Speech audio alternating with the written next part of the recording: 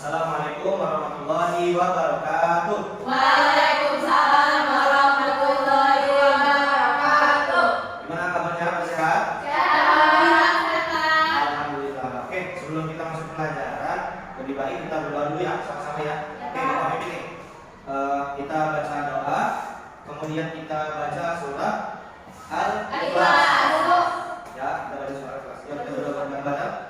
Bismillahirrahmanirrahim. Raditu billahi rabban wa bil islami dinan wa bi Muhammadin nabiyyan wa rasulah. Rabbi zidni ilma warzuqni fahman. Amin. Bismillahirrahmanirrahim.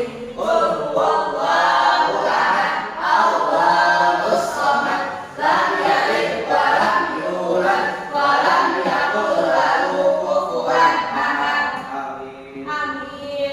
Ya, mudah-mudahan dari doa yang sudah kita panjatkan, semoga belajar kita hari ini diberikan pelajaran dan ilmunya bermanfaat. Oke, sebelum kita masuk ke pelajaran, absen dulu ya. Ya Pak. Desi Novita, Hadir Pak. Hadir. Melia, Hadir Pak. Meyola, Hadir Pak. Mira, Sakit. Mira sakit. Kemudian Nur Aini, D. Nurul Sofia, Izin. izin. Kemana izinnya? Pergi Pak. Pergi. Tahu. Emang dia mana di mana? Kampung. Oh, di Udah kampung. Kemudian Yulianti Sakit. sakit. Iya, Oh. Pak. Kemarin kayaknya masih sakit juga ya. Iya Pak. Kemudian Tia Septiani, Hadir Pak. hadir. Mona, Hadir Pak. ada lengkap ya tadi ya. Ini akan masuk ada 3 orang ya. Yang sakit kita doakan semoga cepat sembuh. Amin. Oke. Ya oke, biar ini Bapak berdiri aja ya. Ya Pak. Sebelum Bapak tanya ini pelajaran apa, tadi pagi siapa yang sarapan? Aku. Saya. Siapa yang sarapan? Saya.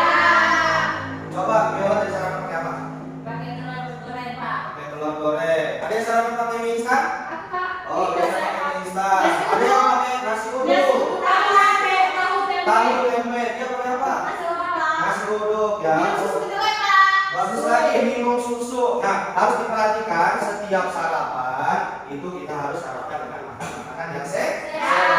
Mengandung 4 sehat 5 Sempurna. ya. Sekarang Bapak mau tanya, nasi uduk, mie instan, tempe goreng, telur goreng itu semua harus dimasak dulu atau enggak? Iya. Nah, kalau dimasak itu pasti ada tata caranya. Oke, maka dari itu kita akan belajar tentang Proses ya, Pak? prosedur. Oh, prosedur. Ya, benar. Tadi ada yang bilang proses ya? Iya Pak. Ya, benar. Itu bagian dari teks prosedur ya. Supaya kalian tahu, teks prosedur itu merupakan jenis teks yang menjelaskan tentang suatu cara, langkah-langkah, dan memiliki tujuan untuk membuat sesuatu yang sesuai dengan urutan yang sebelumnya sudah ditentukan. Coba sambil dibuka bukunya halaman 74, buka semua bukunya. Iya Pak. Oke. Ya, seperti yang Bapak bilang tadi, setiap kita melakukan sesuatu itu pasti ada langkah-langkahnya, benar atau enggak? Nah. Kita mau masak, kita mau cuci tangan, kita mau melakukan apapun itu pasti ada tata caranya, ya. Yang selanjutnya, teks prosedur itu pasti memiliki ciri-ciri, ya. Ciri-ciri. Yang pertama apa? Coba dilihat di bukunya. Yang pertama ada apa?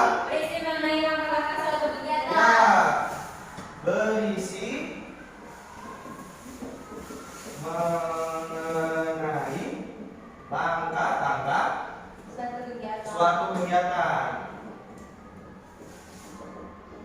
Tadi ada yang bilang proses, benar. Proses langkah-langkah itu isi dari teks prosedur. Kalau nggak ada langkah-langkahnya, termasuk teks prosedur atau bukan? Bukan.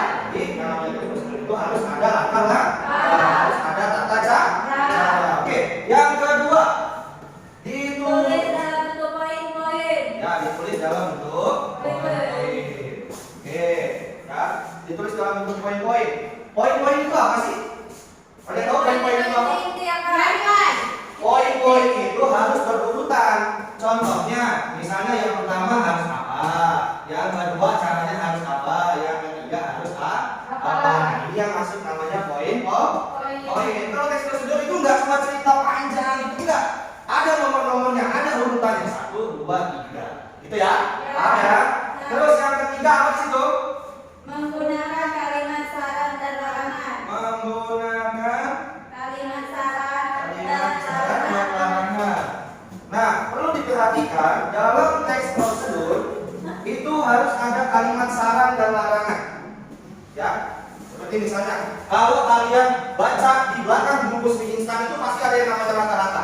Nah, di situ pasti kalian menemukan kalimat saran. Contoh kalimat sarannya seperti apa dalam mie instan? Sarannya. Rebus mie selama 3 menit. Nah, rebus mie selama berapa? 3 menit. 3 menit. Nah, itu termasuk Saran. Kalau perintah gimana? Larangan gimana? Kalau larangan, contoh. Jangan lama-lama. Nah, benar. Jangan merebus terlalu. Ya, oke, benar. Seperti itu ya, menggunakan kalimat saran dan larangan. Oke, ke poin yang keempat, apa di situ? Disusun secara sistematis. Disusun Secara sistematis dan detail. secara sistematis dan detail. Oke. Sekarang mau tanya, kalau masak mie, ya, yang pertama kali dilakukan itu kita masukkan minyak ke dalam air yang mendidih dulu atau minyak dari bungkus langsung ke piring? Air yang mendidih dulu. Makanya harus secara sistematis. Nggak boleh, misalnya ini ya, ini belum matang, harusnya dimasukin ke sini ke dalam panci yang ada airnya. Ini malah dimasukin ke piring. Nah, ini salah. Yang pertama harus masuk ke sini dulu, langsung dulu ya, yang isinya air. Tuh. Kemudian yang kelima apa? Menyajikan informasi yang bersifat. Bersifat apa itu? Bilangan angka satu. Oh, itu yang selanjutnya ya. Berisi bilangan. Angka satu. Ya, sama kayak tadi, sistematis berurutan, harus tersusun, tidak boleh acak-acakan. Oke, selanjutnya di Bapak Surya. Ya Kak.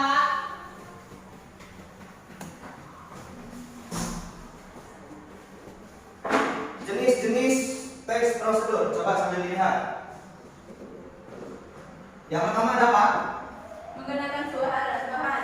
Teks untuk Menggunakan sebuah alat atau bahan. menggunakan sebuah alat atau benda. Ada yang tahu contoh teks yang menggunakan sebuah alat atau benda? Cara menggunakan HP, handphone, Pak. Benar. Contohnya ya, cara menggunakan handphone. Yang pertama kita harus punya handphone dulu. Ya, boleh handphone ayahnya, boleh handphone ibunya atau handphone kalian sendiri. Kalian udah punya handphone sendiri apa masih pakai handphone orang tua? Sebaiknya HP itu harus bareng sama orang tua dulu. Iya. Kalau main HP harus dipantau oleh orang tua. Ya, Mantap itu diapain Pak? ya, Diawasi. diawasi, diperhatikan sama orang tua. Oh, Ya, iya, Pak. oke. Nggak boleh main HP sendiri ya. Harus punya handphone dulu. Kemudian apa yang dilakukan dengan handphonenya setelah kita pegang handphonenya? Pencet tombol aktif. Ya, pencet tombol aktif atau tombol power. Nah, tombol power. Nah, setelah itu baru kita buka kunci layar. Nah, yang terakhir baru HP bisa digunakan. Itu ya, kalau contoh dari teks yang menggunakan sebuah alat atau benda. Terus yang kedua jenis teks prosedurnya apa? Di situ apa? Dibaca dong. Teks untuk melakukan suatu kegiatan. Misalnya, ada yang tahu mencuci tangan. Mencuci baju, Pak. Siapa yang sebelum makan nggak cuci tangan? Kenapa kalau makan nggak cuci tangan? Perhatikan, perhatikan. Setiap kegiatan kita setiap harinya itu pasti ada kuman-kuman yang nempel di tangan. Jadi kalau kita makan sebelum cuci tangan, kuman-kuman yang masih nempel di tangan, ketika kita masukkan makanan itu, itu bakal jadi penyakit. Penyakit. Jadi sebelum makan harus cuci Tangan. ya, cuci tangan. Pantesan. Yang pertama apa? Basahkan tangan. Basahkan tangan di mana? Dari air yang mengalir dari keran ya. Ya. Nah, basahi tangan. Oke, kedua apa? Ambil sabun. Ambil Sabun. sabun. Terus sabunnya diapakan? Ya, digosok-gosok. Kemudian setelah sabunnya diratakan di tangan, diapain? Dibilas. Digosok sampai. Ya, digosok ke sela-sela jari, ke bagian-bagian kuku, ya, di sela-sela. Setelah semuanya rata oleh sabun, dibilas. Oke. Sering Nah, kan? ini contoh dari teks untuk melakukan suatu kegiatan. Kemudian ada struktur teks prosedur.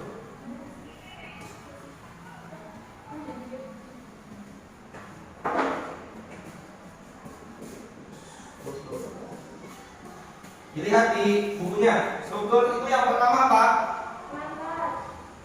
Apa? Pembuka. Yang pertama pembuka atau pengantar. Ayo. Sudah mulai 15. 12 nih.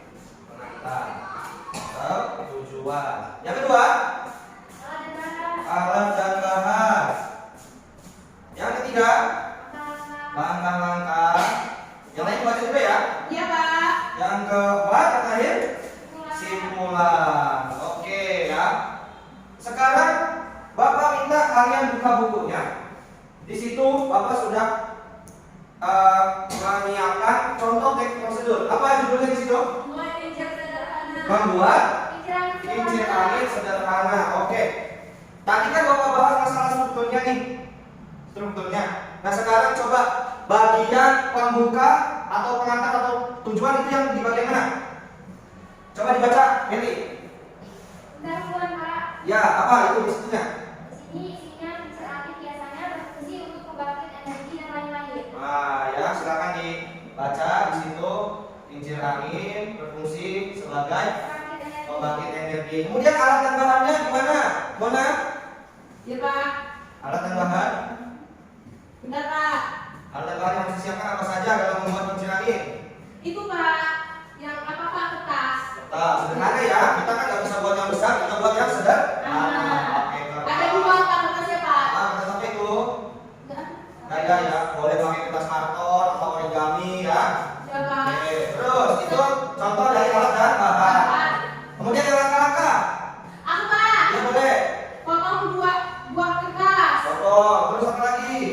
Letakkan masing-masing sisi kertas. Ya lagi. Terus. Kertas, kalau kertasnya sudah tertempel lalu digunting, Pak. Nah, setelah itu sampai terakhir. Sampai akhir kincir angin bisa digunakan. Oke, nah seperti itu ya contohnya ya pembuatan dari kincir angin sederhana. Kesimpulannya apa di situ? Ya. Sangat mudah bukan membuat kincir angin sederhana. Kalian bisa membuatnya sendiri bersama orang tua, teman di rumah. Ya, benar sekali. Itu termasuk dari kesimpulan. Oke, karena waktunya sudah habis, kita lanjutkan pertemuan kita di minggu depan. Mudah-mudahan kalian pelajarannya sehat semua. Amin. Dan kita bisa belajar kembali. Mari kita tutup dengan doa kafaratul majlis. Bismillahirrahmanirrahim. Subhanallahumma wa bihamdika asyhadu an la ilaha illa anta astaghfiruka wa atubu ilaik. Sekian ya. Wassalamualaikum warahmatullahi wabarakatuh.